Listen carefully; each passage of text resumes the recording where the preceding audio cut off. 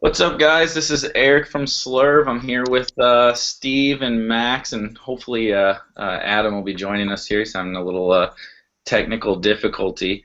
Bringing you the first MLB Slurv expert chat. Super excited to get it going today. On a nice little eight, well, I guess technically 7 game slate now with the Boston news. First, I guess Max, how's it going today? Everything's good. I got back from California yesterday, so had a little bit of a break, and now we jump back into the grind. Steve, what about you? Not bad, not bad. So is there weather in the Boston game? I haven't seen that yet. Just got postponed, I believe. They just sent the update, maybe 5 minutes ago? Okay, well that explains why I haven't seen it. Yeah. Yeah. So that's no good because I liked Ortiz a lot today. Yeah, so take him out of the dong finder. All the Yeah. Well, these people can't blindly stack the Red Sox for like the 12th day in a row and at least cash in GPP. So that's there's going to be a little bit more difficulty today. This is why I've been doing so bad lately. It's because I've been trying to fade the Red Sox for like the last 4 days.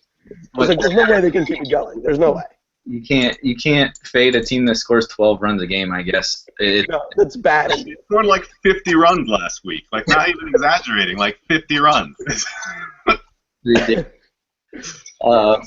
That's a lot of runs. So let's hop in. We'll get it going. We'll go game by game for everybody here. So that hopefully will give a little bit more perspective on, particularly for Max, with your GPP kind of mindset, will help us break down each game from a GPP perspective. So the first one is Atlanta and Pittsburgh. So obviously Pittsburgh, massive favorites, and we know how terrible the Braves are. Trotting out Williams Perez for another start, and what's crazy to me is I'm not sure I've ever seen Jonathan Neese touted as much as this. Sure.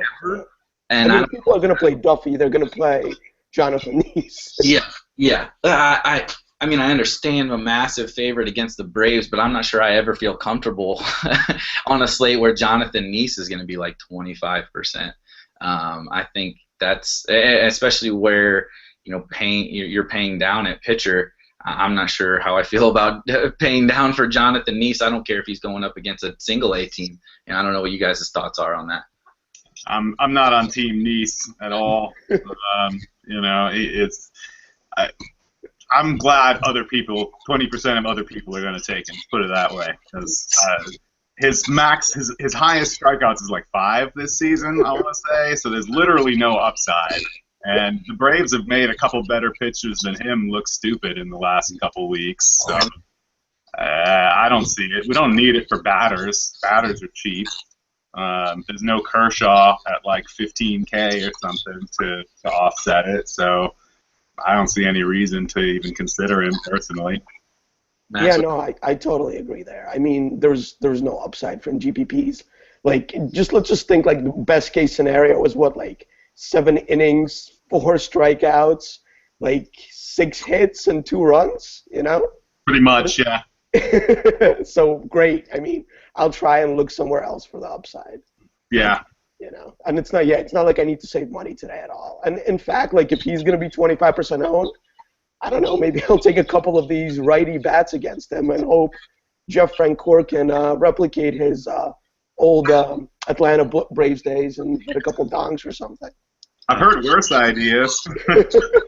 I didn't think he would be that highly owned. I mean, my model actually hates Neese too, so. Yes. I will say I didn't think we would spend the first 10 minutes talking about John Neese and Jeff Francoeur, but well, you picked the game to start. It's the first I would like to start with Boston, but let's move on. I mean, I got nothing. Well, actually, the outfielders in this game are interesting. Yeah. What do you think? What about the Pittsburgh side, Max? Yeah, I mean, with Starlin Castro, Starlin Marte out, I really like Joyce. Yeah. Lefty against Perez, 3.4K on DraftKings. I mean, what's not to like? In fact, you can probably stack like 3 to 7 in the Pirates order, and I think it'll be pretty low owned. Yeah. With good upside.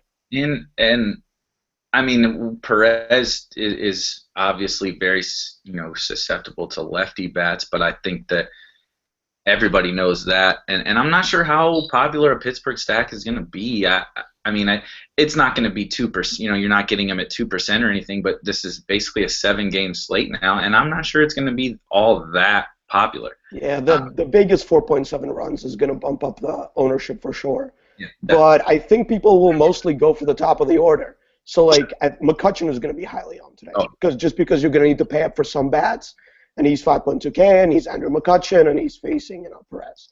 But I think if you, like, avoid him and go Polanco, Freese, Cervelli, Joyce, and even Harrison. Like, I like Harrison. I think he has a lot of upside. He steals bases sometimes, he gets some extra base hits. So I think that could be like an under-owned stack there. Yeah. I'm a known Josh Harrison hater, so Adam's on. We may have to side bet on Josh Harrison over under DK points or something tonight. Don't hate him just because he's pudgy. He's just not good at baseball. I don't know. I'm not a fan. Adam figured out computers. Nah, I'm on my phone. Oh, okay. Never mind. Well done. Yeah, day one. So, Adam, a little late. How's your Monday going? Pretty good so far. Yeah, good. So we're finishing up with the first game, Pirates Braves. Any thought? We pretty much threw anybody who wanted to play John Neese under the bus. Yeah.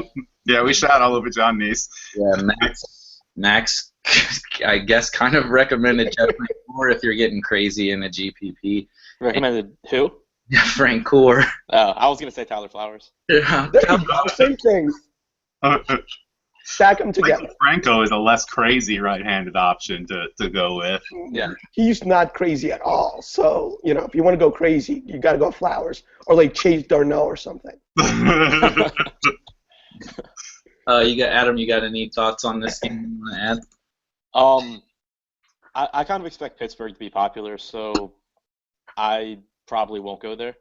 Well, I mean, I like their outfielders. I really wanted Marte to play. Yeah.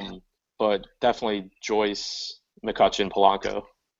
I like, but I think they'll be popular. Yeah. I'll be interested to see their ownership. I don't think they've ever been highly owned. So I'm really, and I haven't been the ownership whisperer by any stretch of the imagination this year. But I think Coors is going to be popular every night, and they're like 8%. But I don't know. I don't foresee tremendous ownership, but I don't really like the Pirates ever anyway. In any matchup, I'm not sure there's. I'm open to boppers, right? I'm partial in GPPs to double dong upside, and I don't really, unless McCutchen's in Coors, I don't think he has that, and I don't really. And with Marte out, it's not somewhere I'm going to go. So let's move on to the next game. Hopefully a little bit more exciting. Like we said, Boston KC is postponed, so if you were interested there, don't play any of those guys. Miami Philly. This is actually a game I think is like maybe the most or second most exciting game of the night. Conley against Eichhoff. I think you're seeing a lot of kind of touting of both pitchers from that game, and there are some interesting bats, definitely for me at least, from Miami. Adam, let's start with you. What are your pitching thoughts on this game? I know you like Conley. Yeah, I like Conley a lot. I just don't really see a reason to get off of him. I've tried to find him. I just don't see him on this slate. So that kind of has me off the Philly bats too. But. Yeah, I'm not big on the Philly bats. Max, what about GPP wise? What's your interest level in this game? You know what? I actually don't know if I'm interested in either side. I guess, I don't know, Conley is going to be really chalky. I don't know if I want to play him. And I guess if he's going to be super chalky, you can go like Franco, Ruiz, Joseph or something. I don't know. But to me, I don't think you need to do it. Yeah. I think those Philly righties are semi-interesting because, I love Conley, and I don't think I'm going to get off of him either. But if I did, I might leverage with a Franco or a Joseph's so stupid cheap too, and catcher's not anything special today. I think that's an interesting play. Steve, what do you think? I don't really like any of the Philly bats that much. I mean, Franco is the one that catches my attention kind of at all. I love Conley. He's actually kind of been better against righties, I believe. I think the guy was mentioning that. And again, I just don't see any reason to get off of him or anyone else in that range that I like. I mean, on FanDuel, I like Kenta better for cash for just a little bit more. Although I don't have a problem with Conley there either. But on DraftKings, where you need two, I mean, I'm not reaching for Eichhoff. I'm not interested in Nice. Happ and Zimmerman and Smiley are all ridiculously priced. I don't see any reason to get off of him, and I like the Miami left-handed bats.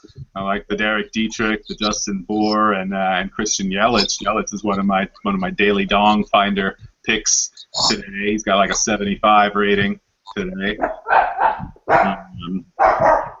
That's all I got for this game. The dogs agree with that, dong. Yes. Yeah, I'm sure my dog and/or cat is going to make a cameo appearance at some point.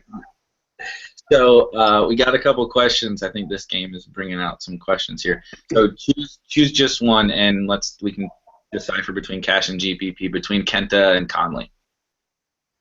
Adam, how about you, Mr. Pitching Whisperer? I like Kenta more. Conley's my number 2 pitcher today. I think Kenta matches up really well with the Angels. They chase a lot of pitches out of the zone. He has really good swing and miss stuff, and he gets a lot of swings at pitches out of the zone. So I just think it's a really good matchup for him. Plus, without the DH, either Crone or Pujols will be out of the lineup. Yeah, I agree. I think that's an underestimated or an utilized aspect of things. That when an AL team moves over, you're taking. It's particularly the Angels with like only 2 good bats anyway. Taking Crone or Pujols out of the lineup is huge. Yeah.